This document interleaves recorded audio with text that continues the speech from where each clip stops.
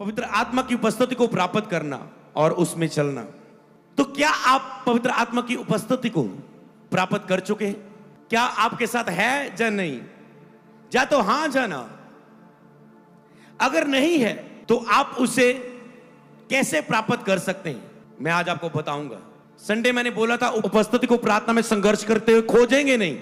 अब उपस्थिति आपके साथ है, आपको महसूस होगी, आप प्रेयर करेंगे और प्रेयर होने लगेगी, क्योंकि अब उपस्थिति है। अब शांति होगी, अब विश्वास होगा। अब आप पुलपट पे जाने लगे, ये नहीं कहेंगे वो मैं पुलपट पे जा रहा हूं, प्रभु प्रभु प्रभु प्रभु प्रभु मेरे साथ होना, मुझे वचन देना, मुझे मेरे साथ होना। जब उपस्थिति आती है आप जाते हैं, आपको पता है खुदा मेरे साथ है। और बहुत ऐसी बातें हैं जो उपस्थिति के चिन्ह, रिजल्ट होते हैं आपके साथ। अगर है तो उसके साथ कैसे चलना है कि वो और अभिषेक और सामर्थ आपके जीवन में वो आपको उपस्थिति दे। दोनों लोगों के लिए होगा, तो ध्यान से सुनना।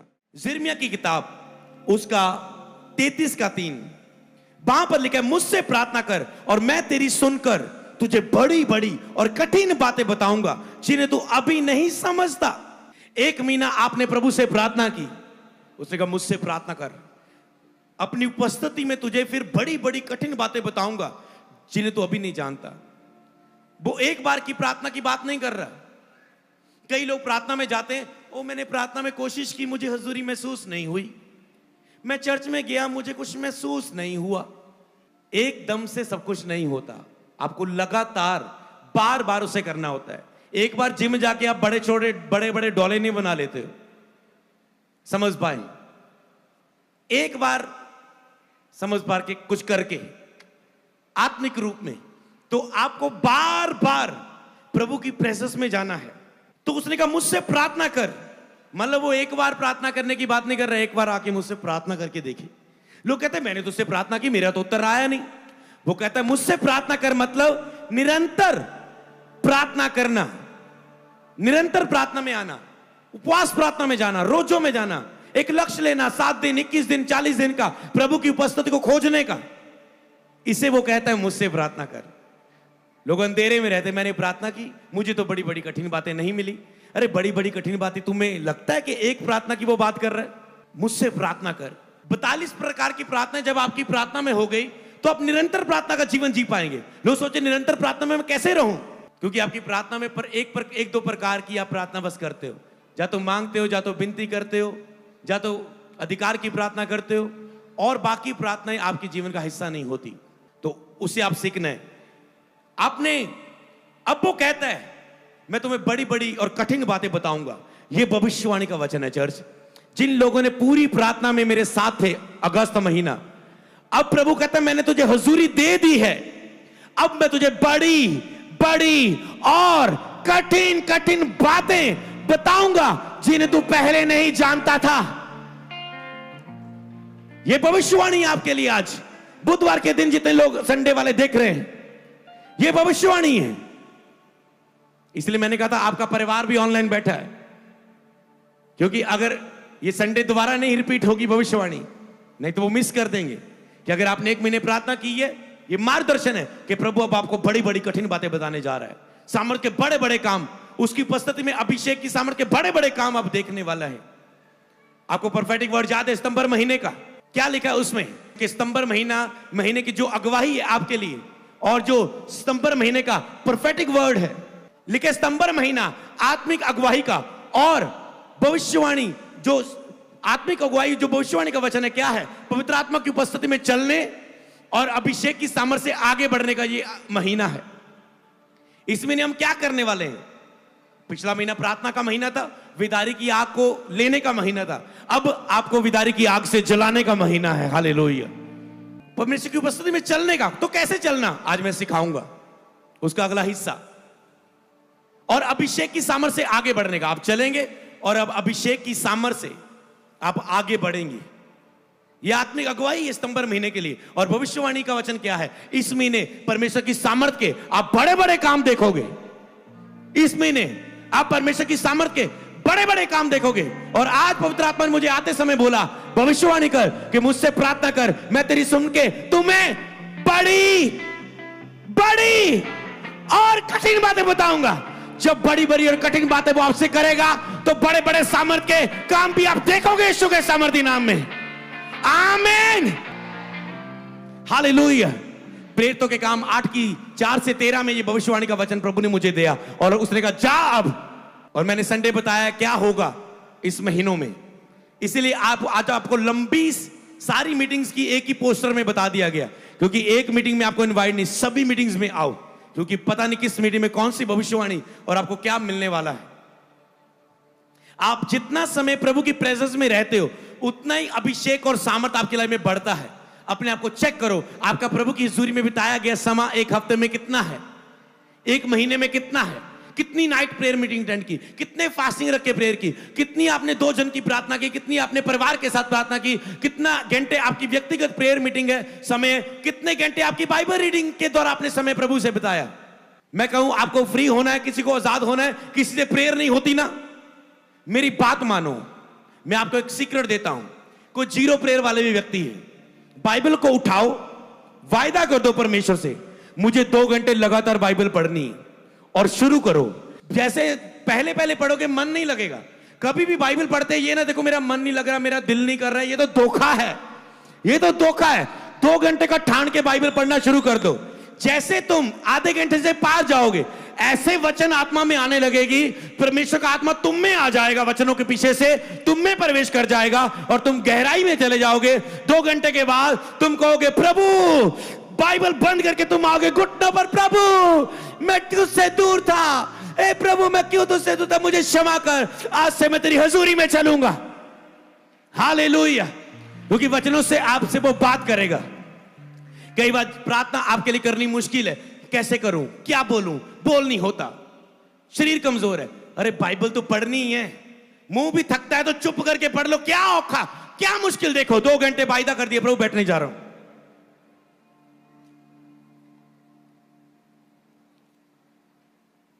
क्या मुश्किल था, तुम बीमार भी बिस्तर पर हो तुम पढ़ सकते हो, कोई मुश्किल नहीं।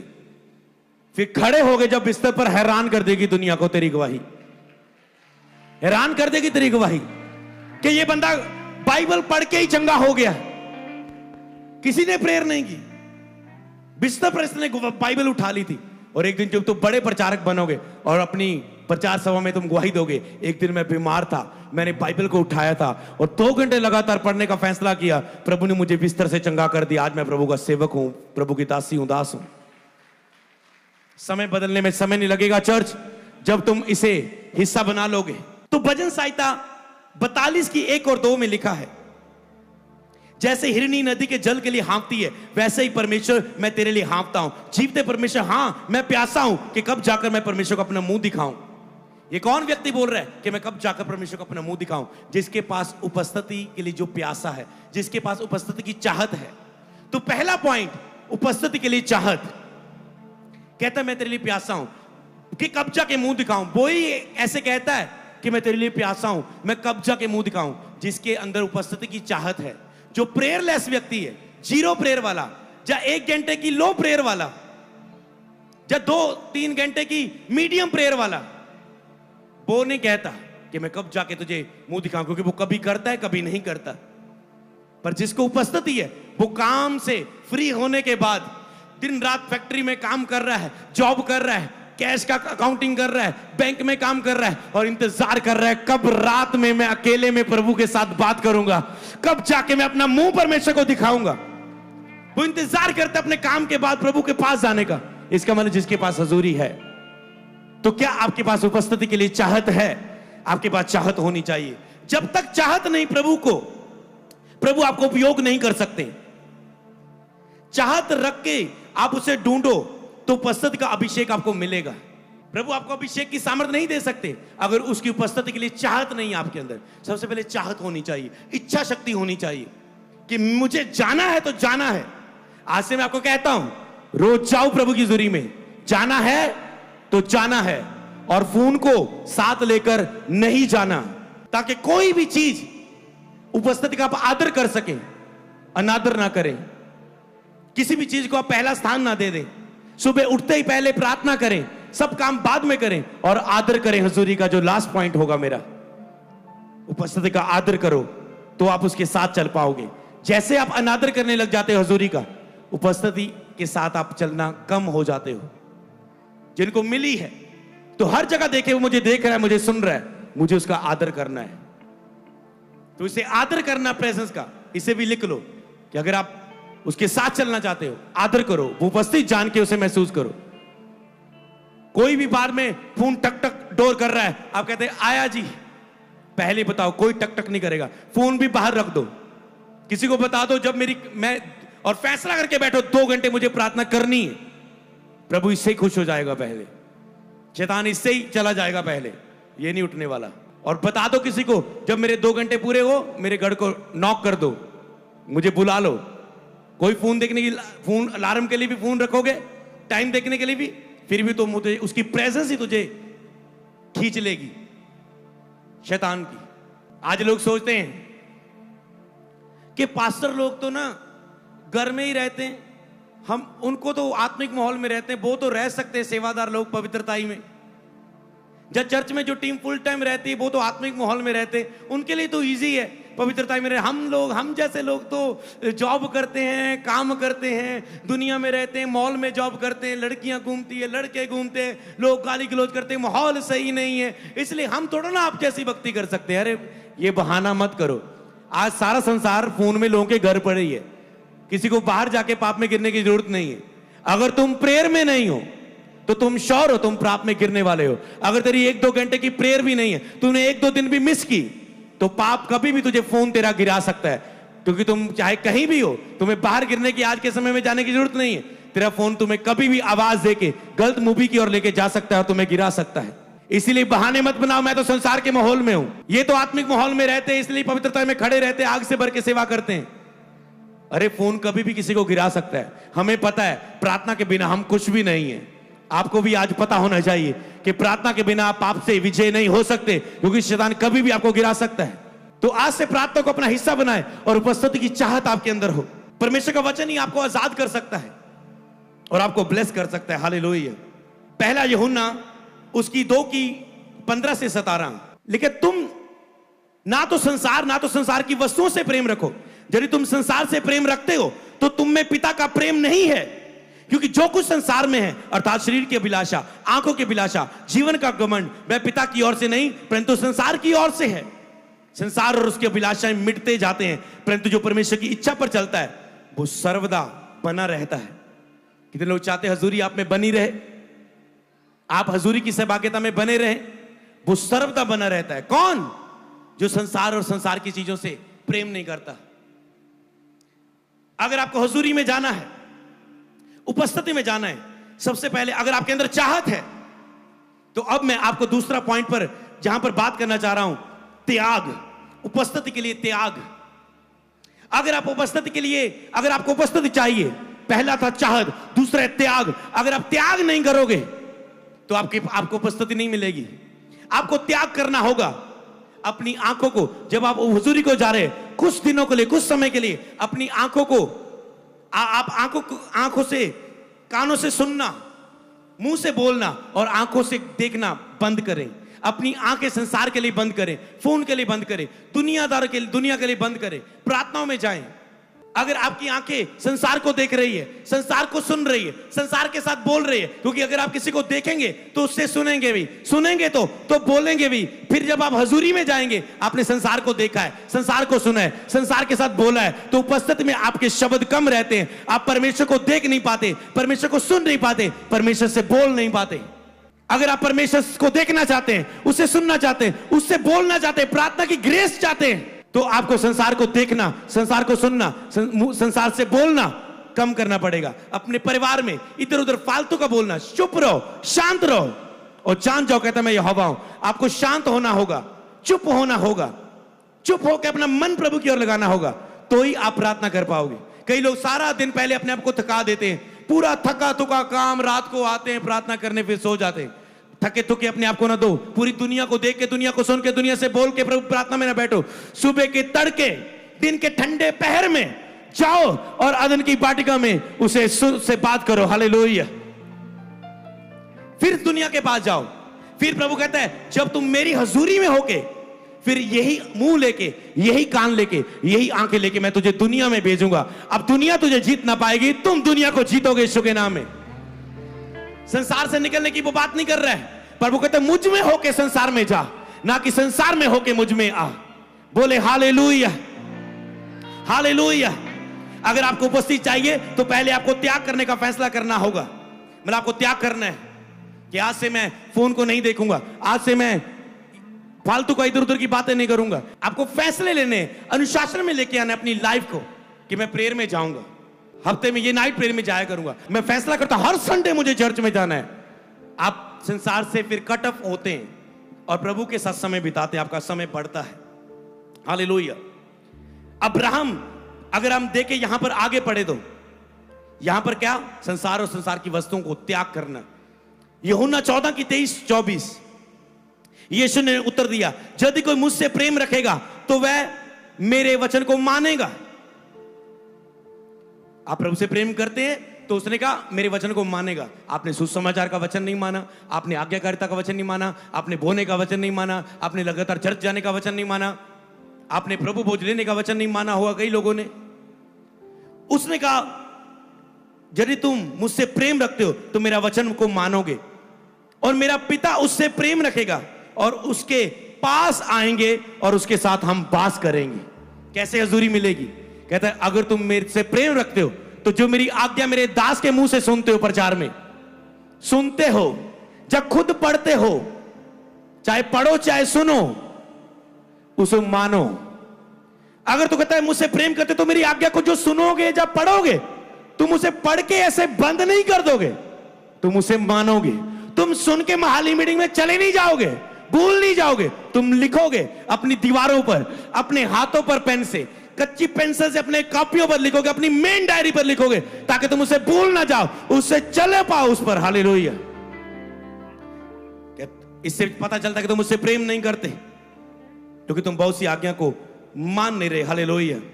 तो हम उसके पास आएंगे, मतलब उसके अंदर हुजूरी आ जाएगी, उपस्थिति वास करेगी, पिता पुत्र और पवित्र आत्मा उसके अंदर होंगे। हालेलुया। जो मुझसे प्रेम नहीं रखता वह मेरा वचन नहीं मानता। जो वचन तुम सुनते हो ये मेरा नहीं, पिता का है, उसने मुझे भेजा है। कहता है अगर तुम मुझसे प्रेम नहीं रखते, जो मुझसे प्रेम नहीं रखता वो मेरे वचन को नहीं मानता। मैं आपको बताऊं, सुन के अच्छा नहीं लगेगा कि आप प्रभु से प्रेम नहीं करते। आप प्रभु से प्रेम नहीं करते। अगर आप प्रभु से प्रेम करते होते तो आप त्याग करते प्रार्थना में जाने के लिए। आप हर त्याग को करते, हर फैसला लेते कि आप प्रेयर में जाओ। जिन लोगों के लिए वचन है जो जीरो प्रेयर, जब मीडियम प्रेयर, 5 प्रकार की मैंने प्रार्थनाएं बताई थी। Low prayer, medium prayer, high prayer, highest prayer, very low prayer, 0 घंटे की प्रेयर, 1 घंटे की प्रेयर, 3 घंटे की प्रेयर, 5 घंटे की प्रेयर और 7 घंटे की प्रेयर। 5 घंटे की प्रेयर हाई लेवल की प्रेयर है, 7 घंटे की प्रेयर हाईएस्ट लेवल की प्रेयर है। मतलब पूरा समय दिन में 7 घंटे प्रभु के साथ बिताना। और जब ऐसी प्रार्थनाएं आपकी लाइफ में होंगी तो क्या कुछ ना होगा, हाईएस्ट लेवल की प्रेयर करो, हाईएस्ट लेवल के मसले हल होंगे यीशु के नाम में। हालेलुया। तो इसलिए आपको इसे समझना है। अगर आप प्रभु को प्रेम करते होते तो आप प्रार्थना में जाने के लिए हर त्याग करते। आज लोग कहते हैं मैं प्रेम तो करता हूं प्रभु से, चाह तो रखता हूं, पर कर नहीं पाता। अगर प्रेम रखते तो तुम हर त्याग करके प्रार्थना में बैठते। शर्म आनी चाहिए तुझे कि तुम प्रभु से प्रेम नहीं करते।